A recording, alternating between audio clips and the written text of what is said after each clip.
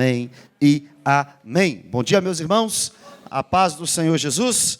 Deus abençoe a vida de cada um de vocês. Uma honra e um privilégio, uma grande responsabilidade estar aqui mais uma vez.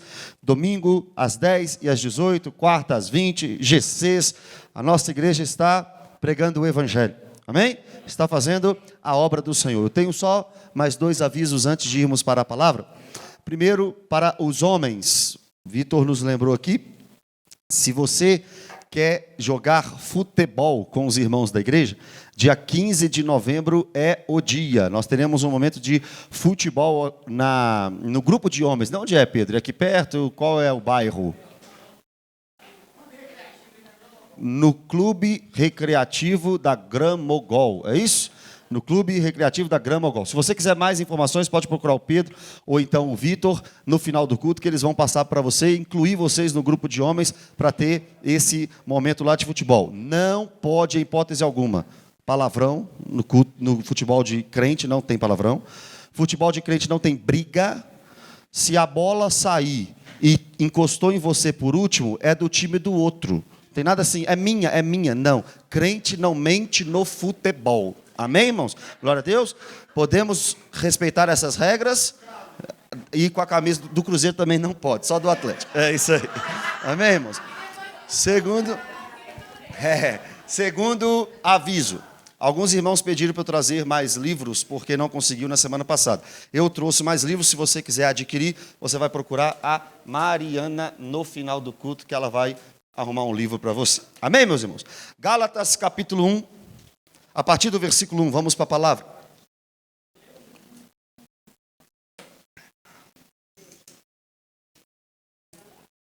Gálatas, capítulo 1. A partir do versículo 1. Eu quero pregar para vocês aqui com o tema O Outro Evangelho. O Outro Evangelho. Gálatas, capítulo 1. A partir do versículo 1. Todos encontraram? Deixa aberto aí, presta atenção. Quem escreveu esse texto foi o apóstolo Paulo. Muito provavelmente, segundo grandes estudiosos, foi a primeira carta que o apóstolo Paulo escreveu no seu ministério. Não resta dúvidas que a Galácia foi a primeira região visitada por Paulo nas suas viagens missionárias. Paulo visita esta região em Atos capítulo 13 e Atos capítulo 14.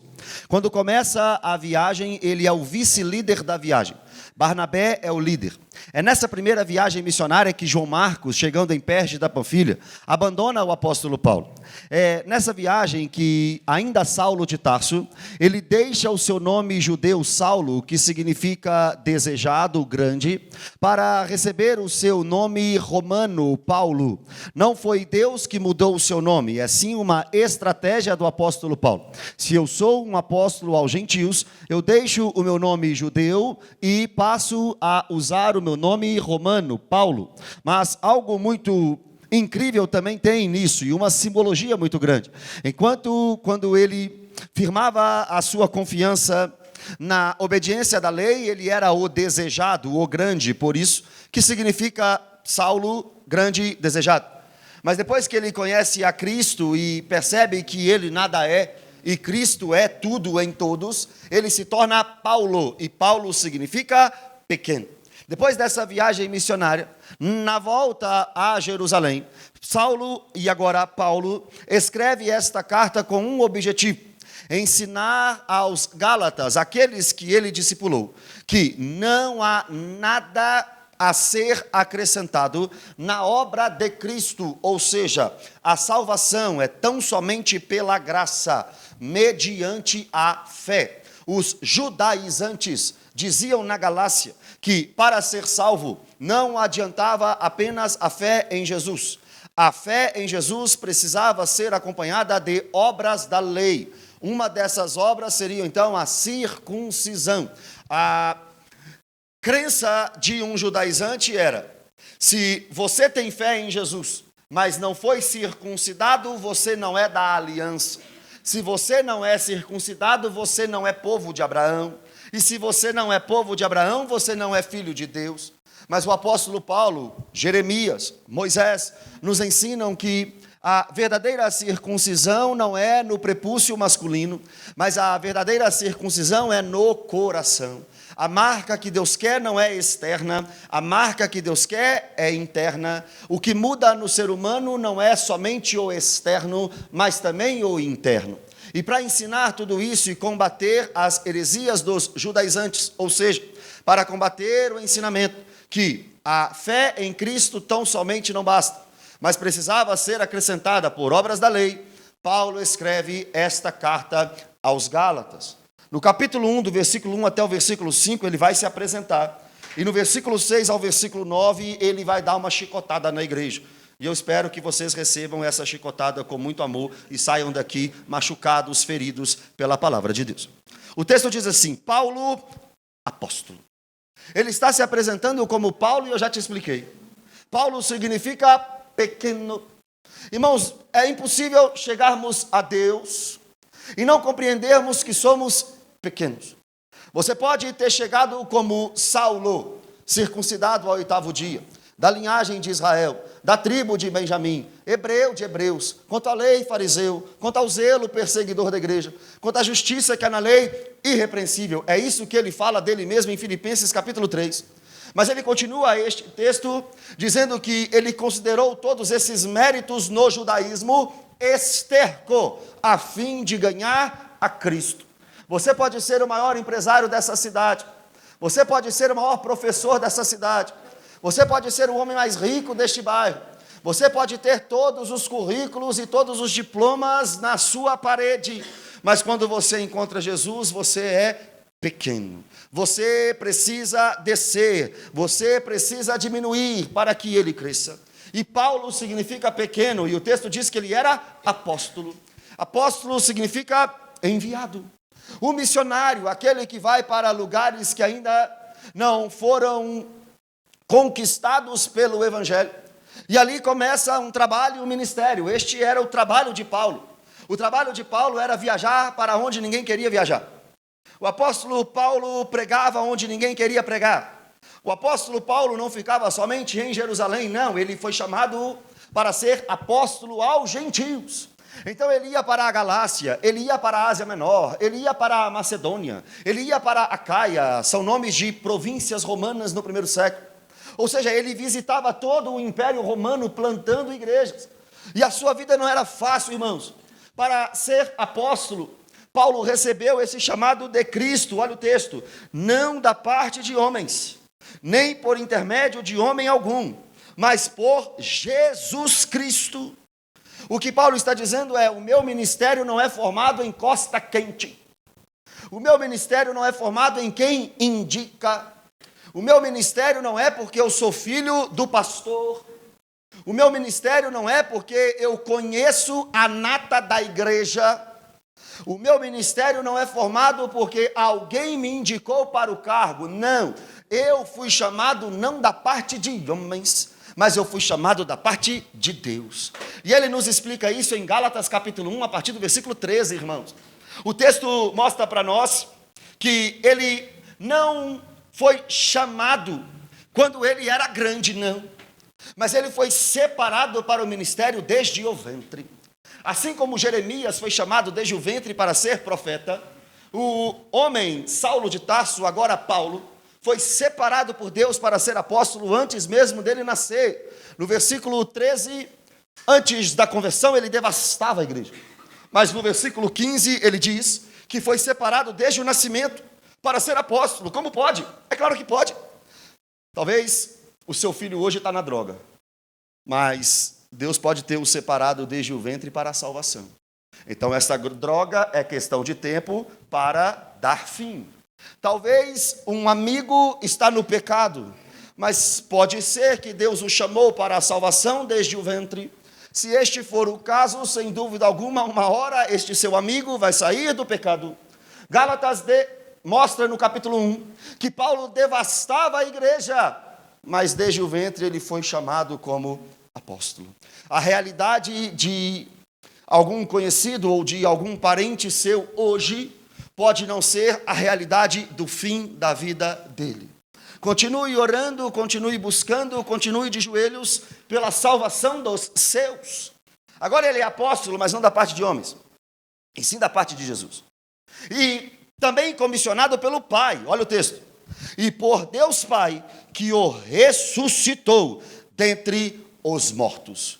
O que Paulo está dizendo é: o Pai, que tem todo o poder para ressuscitar Jesus de entre os mortos, é o mesmo Pai que com o seu poder me tirou do império das trevas, eu que estava morto em meus delitos e pecados, e me fez um apóstolo. E esse Jesus ressurreto, no poder do Pai, me apareceu no caminho de Damasco, me chamando para o ministério. É desta forma que Deus pode chamar a sua vida. Talvez você tenha um chamado, um ministério, uma obra a fazer a Deus. E a pergunta que você pode fazer é: como descobrir o meu chamado? Existem 3 possibilidades para você descobrir o seu chamado. O primeiro, Deus pode te chamar diretamente, como fez com Moisés, como fez com Paulo. Mas o seu líder próximo pode reconhecer, como aconteceu com Josué, com Eliseu. Mas a igreja inteira pode te reconhecer como um líder, como foi com Timóteo e Tito. Então, o que Paulo está dizendo é: das 3 possibilidades, no meu caso foi a primeira. Deus apareceu para mim e me chamou para o apostolado. Agora, ele não está sozinho, porque ninguém faz a obra sozinho. Versículo 2: e todos os irmãos, meus companheiros, às igrejas da Galácia. Nós temos nesses 2 versículos 3 coisas. O remetente, Saulo, agora Paulo. Mas ele não está sozinho, está com amigos e companheiros de ministério, porque ninguém faz nada sozinho. E a terceira coisa é o destinatário. Para quem Paulo escreveu essa carta? Para a Igreja Batista da Lagoinha, no bairro Mangabeiras? Não. Estamos usufruindo porque é a palavra de Deus e nos ensina também. Mas em primeiro lugar, para as igrejas que ele plantou na Galácia. Igrejas como Antioquia da Pisídia, Listra, Icônio, Derbe, cidades da região que ele trabalhou, que ele plantou, e que agora fora da região, ele não esqueceu daquela região. Mesmo longe da região, ele está escrevendo carta para os seus irmãos. Mesmo não ali presente em corpo, ele está presente em espírito. Não estava mais na igreja, mas lembrava dos irmãos da igreja. Não frequentava mais aquela igreja, mas lembrava dos irmãos da igreja. Irmão, tem gente que sai da igreja e esquece da gente. E tem gente que sai da igreja e a gente esquece deles também. Parece que alguns é uma obra de apenas interesse. Eu tenho o que vocês precisam e vocês têm o que eu preciso. Pronto. Mas não poderia ser assim. É óbvio que na caminhada da vida nós vamos perdendo contato com pessoas. Mas quem sai da nossa igreja continua nosso irmão em Cristo. Quem vem para essa igreja continua irmão em Cristo de outra pessoa. Mesmo não congregando no mesmo lugar, ainda somos irmãos. Aqui não é seita. Nós não estamos numa seita. Seita é que se você sair, está proibido de conversar com quem saiu. Isso é seita. Nós somos uma parte do corpo de Cristo aqui nessa terra. Versículo 3, Paulo vai mostrar para aqueles irmãos que 2 coisas primordiais só poderiam vir da parte de Deus. A primeira é graça. Graça a vós outros e paz da parte de Deus, nosso Pai, e do Senhor Jesus Cristo. O que é graça? Favor não merecido. O que é paz? Ausência de conflito. Paulo está dizendo: eu trago para vocês graça, mas não é da minha parte não, eu só sou o apóstolo, ou seja, eu sou apenas o enviado. Eu também trago para vocês paz, mas essa paz não sou eu que dou, quem deixou esta paz do mundo, ou seja, a ausência de conflito entre o homem e Deus, o homem que crê em mim e Deus, foi Jesus Cristo de Nazaré. Então eu trago para vocês aquilo que o meu dono está em mim fazendo. O crente, o pregador, o pastor, o obreiro, o diácono, o porteiro da igreja, o líder das crianças, o líder da intercessão, o líder dos homens, o líder das mulheres, precisam entender que sem Deus nada é feito. Não é porque você é bom que o ministério de homens é bom. Não é porque você prega bem que o culto vai ser uma bênção. Graça e paz ninguém pode te dar, a não ser o Deus Pai, o Deus Filho e o Deus Espírito Santo. Quando Paulo volta desta viagem, quando ele volta da primeira viagem missionária, ele diz assim para os irmãos de Jerusalém: quantas coisas fizera Deus por nosso intermédio. Não sou eu que estou fazendo, é Deus que está fazendo através de mim. Não sou eu que estou falando, é Deus que está falando através de mim. Não sou eu que estou cuidando, é Deus que está cuidando através de nós, irmãos. Porque dele, por meio dele e para ele são todas as coisas. A ele, pois, glória eternamente. Amém. E esse Jesus Cristo do versículo 3 faz algo maravilhoso no 4. O qual se entregou a si mesmo pelos nossos pecados. Perceba a obra da cruz. Se você estava aqui no domingo passado, nós falamos de Isaías 53. E compreendemos cada detalhe da profecia da obra da cruz. E o que o texto está dizendo no versículo 4 é que Jesus se entregou por nós. Não foi simplesmente o romano que matou Jesus. Não foi simplesmente o judeu que matou Jesus. Jesus quis morrer em nosso lugar. Deus Pai quis enviar o seu Filho em nosso lugar.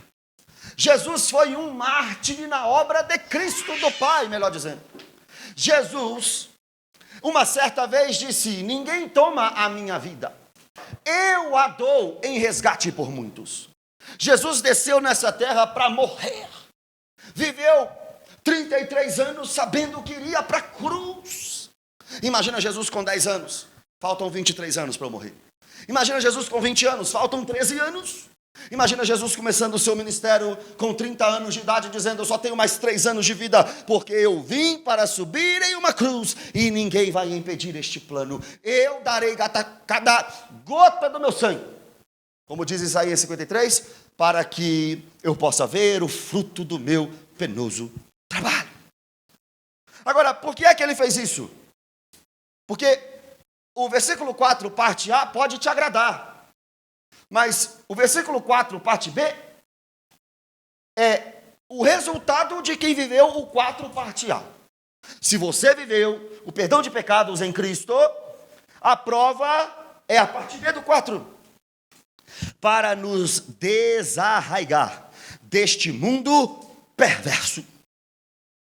Não tem como você falar que vive uma vida com Cristo e continua nas práticas deste mundo perverso. É impossível você falar que teve um encontro com este Jesus que morreu numa cruz, mas que este Jesus não te tirou do sistema mundano. Romanos capítulo 6, Paulo diz que a graça que nos alcança nos faz morrer para o pecado. 1 João capítulo 3, versículo meia dúzia, diz que quem conhece a Deus não vive pecando. Quem vive pecando não conhece a Deus, nem nunca o conheceu. Então, traduzindo, se você se diz cristão, a Bíblia é o seu manual. Não é o que você acha, não é o que você pensa, não é o que você quer, é o que a palavra de Deus diz. Traduzindo ainda mais, é impossível dizer que é cristão, vir ao culto no domingo, mas na segunda voltar para a vida de prostituição. Não existe isso. É impossível dizer que é cristão, mas sair daqui e na segunda-feira voltar para casa e continuar no adultério. Não existe. É impossível dizer que foi alcançado por Jesus e na segunda-feira viver na vida da mentira, da corrupção, do pecado. Não, porque a obra é completa. Aquele que te conquistou na cruz, agora te arranca do império das trevas e te leva para o reino de Jesus. Tudo isso não parte de mim nem de você. Parte do beneplácito, da vontade de Deus. Efésios 1. E o texto do versículo 4 diz: segundo a vontade de nosso Deus e Pai. Se foi Ele que me arrancou do pecado, e se é por Ele que eu ando em santidade, e se graça e paz só pode vir dEle, olha o 5, a quem seja a glória, pelos séculos dos séculos. Amém. Não há glória para o Mateus. A Priscila e a Cordélia fizeram louvor. Querem vir aqui para a gente aplaudir? Aqui, Priscila. Ou a gente vai aplaudir a Deus? A Deus! Não há mérito nos homens, há mérito somente em Deus. Não há alguém que é hoje o ungido do Senhor, a ponto de ele vai receber toda a honra e toda a glória. Traduzindo, é o profeta que está hoje lá na igreja, então Deus vai falar. Deus vai falar com a igreja, com qualquer um que entrar nesta igreja para pregar a palavra de forma fiel. A glória não está no homem, a glória está em Deus.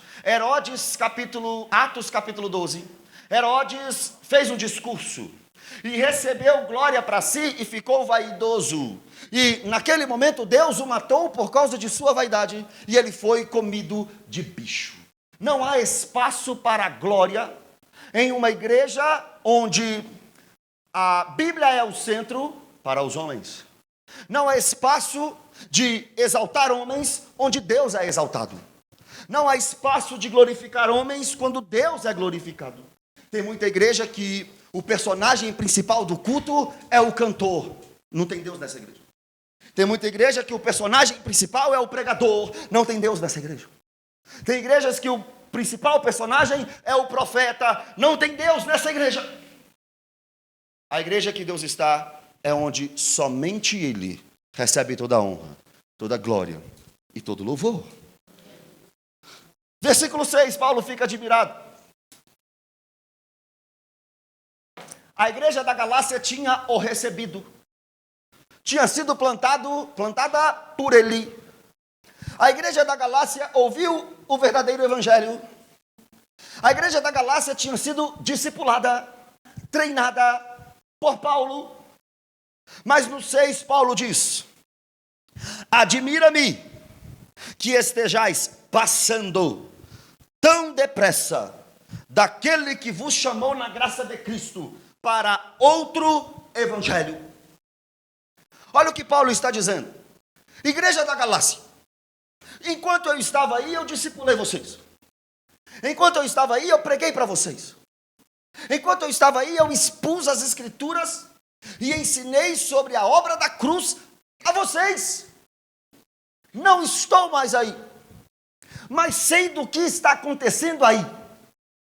Não estou mais aí, mas não abandonei vocês. Mas eu sei que vocês estão abandonando, passando, desertando tão depressa, facilmente, daquele que te salvou para outro evangelho. A mensagem foi anunciada e foi pregada. Paulo não estava mais ali. E a igreja estava dando ouvidos a vento de doutrina. Ensinamos a palavra. Falamos da palavra. Queremos o bem das pessoas.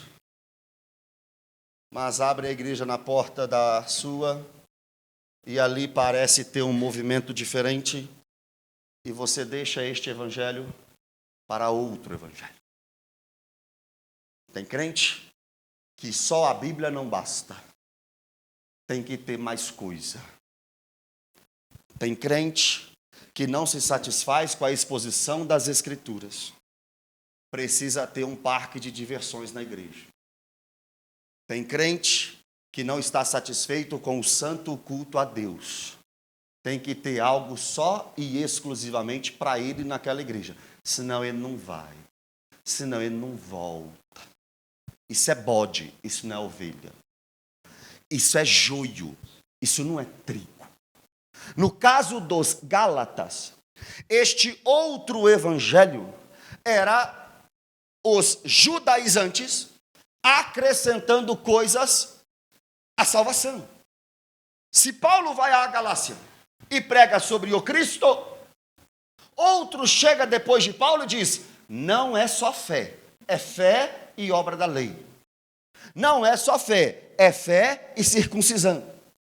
Não é só fé, é fé, mas passar no Vale do Sal. Não é só fé, é fé, mas fogueira santa de Israel. Não é só fé, é fé e trismo. Tem que dar 30% do que você recebe aqui na igreja.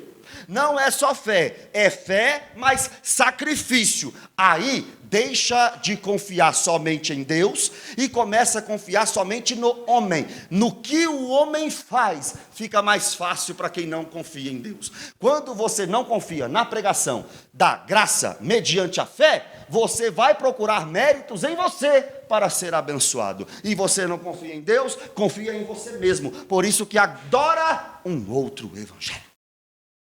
Mas o crente genuíno está preso na justificação pela fé. O que eu tenho que fazer para ser salvo? Ser encontrado por Jesus.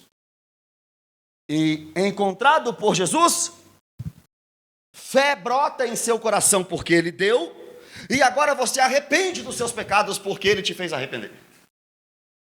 Daqui para frente, o que você faz? Vida de santidade. Vida de abnegação, vida de renúncia, cruz, mas não para ser salvo, e sim porque já foi salvo. Se alguém pregar para vocês que vocês têm que andar em santidade para ser salvo, salvação por mérito, está errado.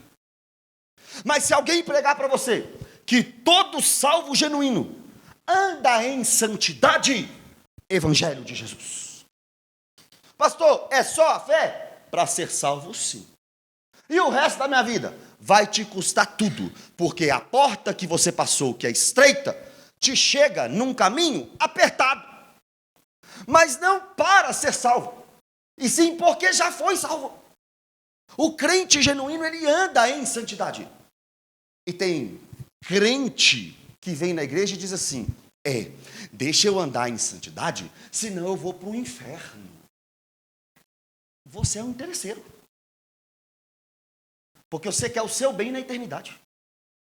O crente genuíno chega na igreja assim, pastor, deixa eu andar em santidade, porque eu amo a Jesus e não quero entristecê-lo. Isso é o crente de verdade. Deixa eu não roubar, porque se eu roubar, Deus pode me punir e eu vou perder meu dinheiro. Ao crente de verdade, deixa eu não roubar, porque o meu Deus diz não roubarás, e eu não quero entristecer o seu coração. Você obedece a Deus por causa de você, ou você obedece a Deus por amor a Ele? Você faz o que faz para você não sair prejudicado, ou faz o que faz por amor a Deus? Qualquer coisa acrescentada à fé no assunto salvação não é protestantismo, não é reforma, não é palavra de Deus, não vem de Cristo. Versículo 7. O qual não é outro. Olha isso, irmãos. No 6, Paulo diz: vocês estão desertando facilmente de Cristo para ir para outro evangelho. Aí Paulo completa no 7 e diz: o qual não é outro. Ou seja, não existe outro evangelho. Só existe um evangelho. O evangelho do Senhor Jesus Cristo. Baseado em 4 pilares. Ele criou o homem. O homem caiu. Jesus é a solução para este homem. E um dia Cristo virá em glória para restaurar todas as coisas. A criação perfeita. O homem cai e agora a raça humana é condenada ao pecado e ao inferno.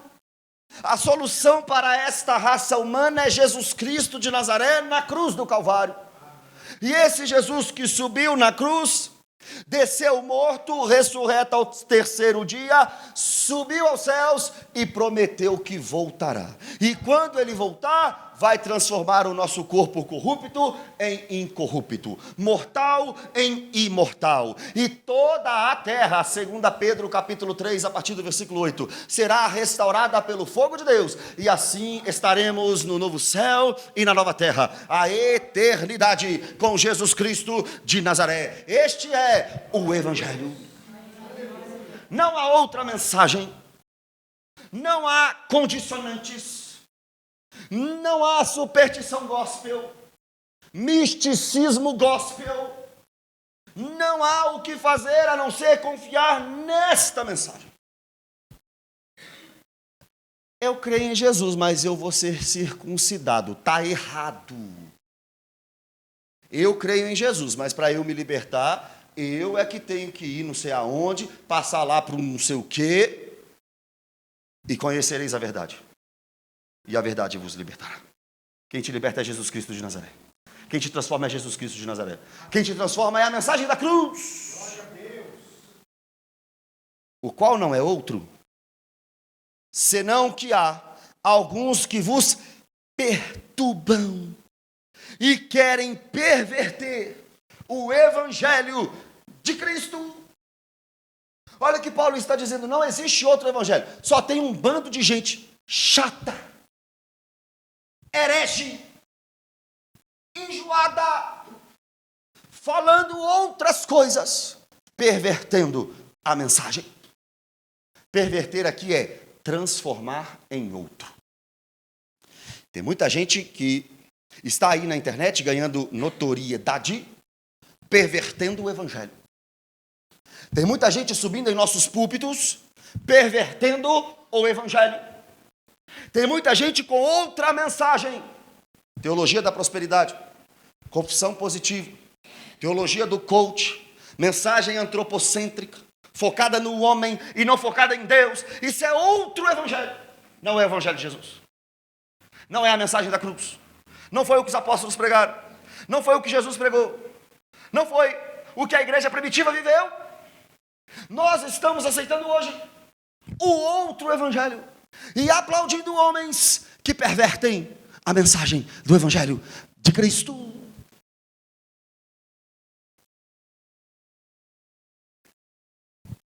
Esses dias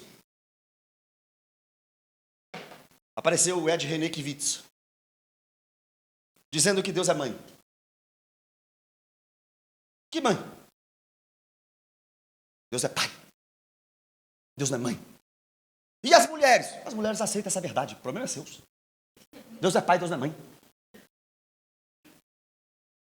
Você pode viver de qualquer jeito. Não tem problema. Deus só quer o seu coração. Vitor Azevedo, herege.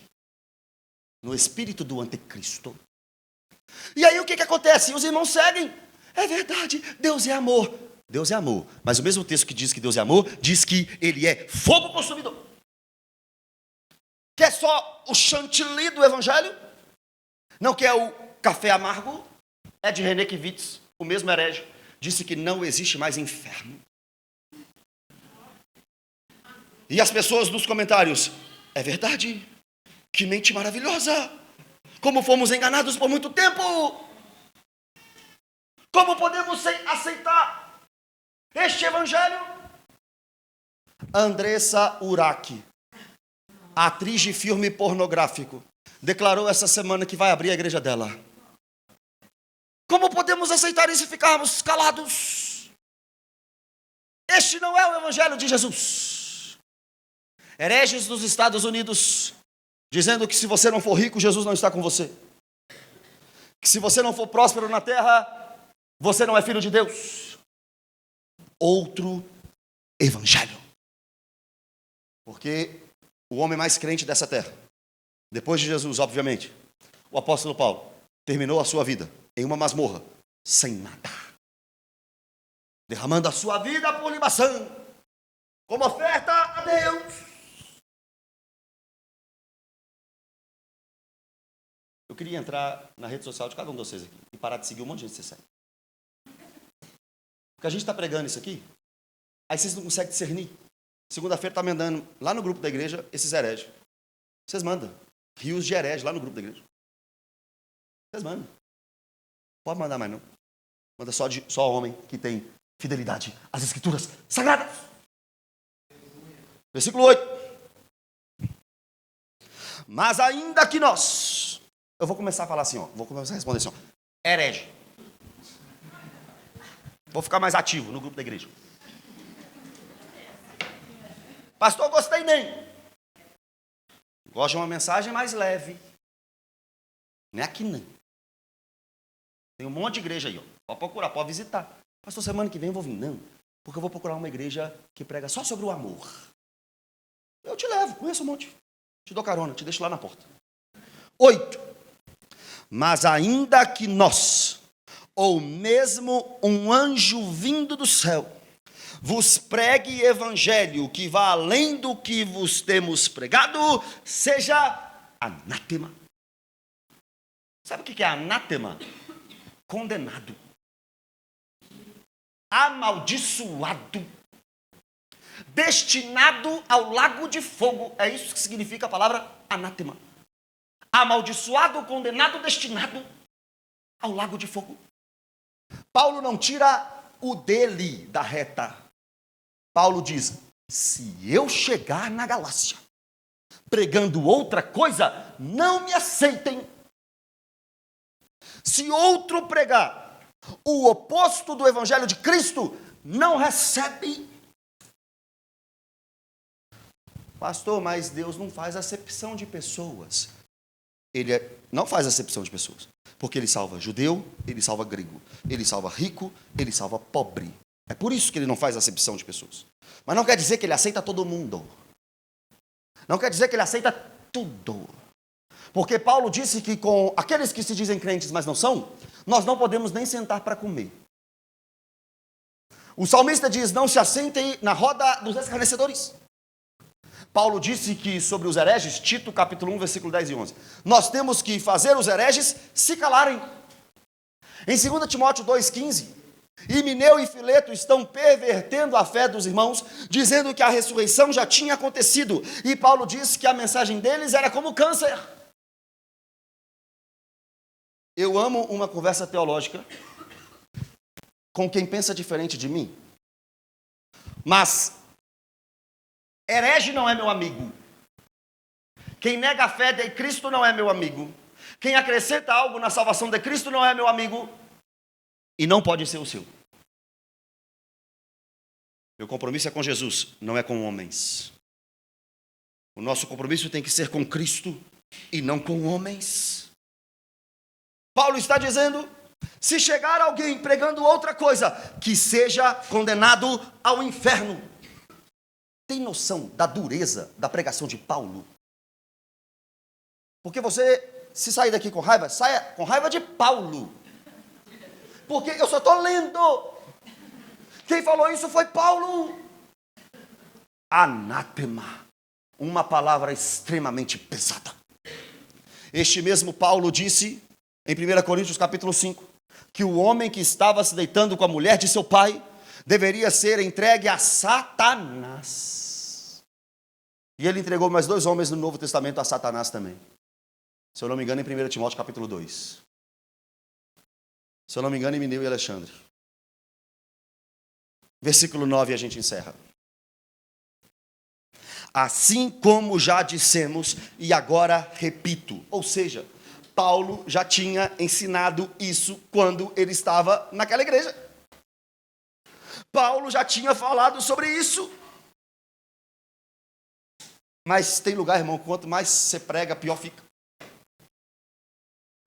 Tem casal que eu atendo aqui na igreja que eu falo assim, ó, junto o casal, o homem e a mulher, assim, ó, vira pro seu cônjuge, aí ele vira. Aí eu falo assim, ó, não pode brigar, falo, não pode brigar, igual com criança.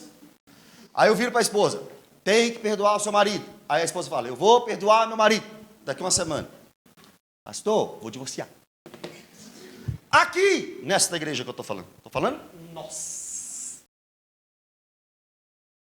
Parece que quanto mais prega, pior fica. Já falei que nós estamos igual a Laodiceia. Já falei isso aqui. Se dissemos, agora, como já dissemos, e agora repito. Se alguém vos prega evangelho que vá além daquele que recebestes, seja anátema. Ele repete a palavra dura. Condenado, amaldiçoado, destinado ao lago de fogo. Não estamos aqui para brincar. E nem para passar o tempo. Nós estamos aqui para doutrinar segundo a palavra.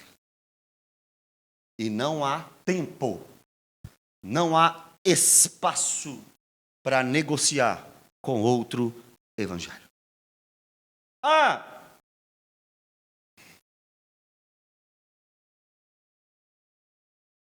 Fala ou não fala?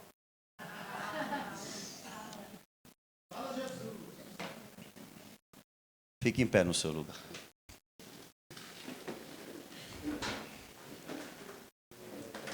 Só temos um evangelho. Só temos uma mensagem. A mensagem da cruz. Só temos um Salvador e é Cristo. Só um fez obra para salvar-nos e é Cristo. Não há mérito em nós, tudo vem de Cristo. Não há judaizante. A igreja não tem que ser judaizante. A igreja não tem que ter arca da aliança, não tem que ter talite. A igreja tem que ter o evangelho. A mensagem de Cristo. Com seus olhos fechados, Pai, obrigado, Senhor, por essa manhã. Obrigado pela tua palavra.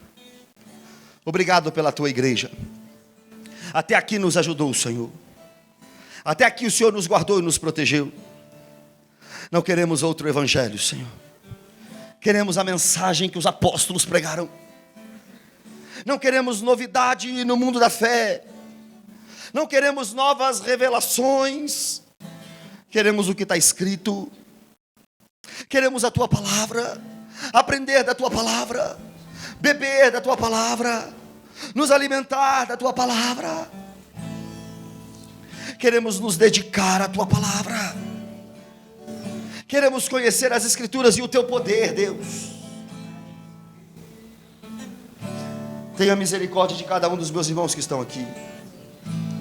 Tenha misericórdia da minha vida e nos ajude, Senhor, a não negarmos o verdadeiro evangelho por vento de doutrina, a não sair da verdade da palavra por emocionalismo, por coisas contrárias à Bíblia.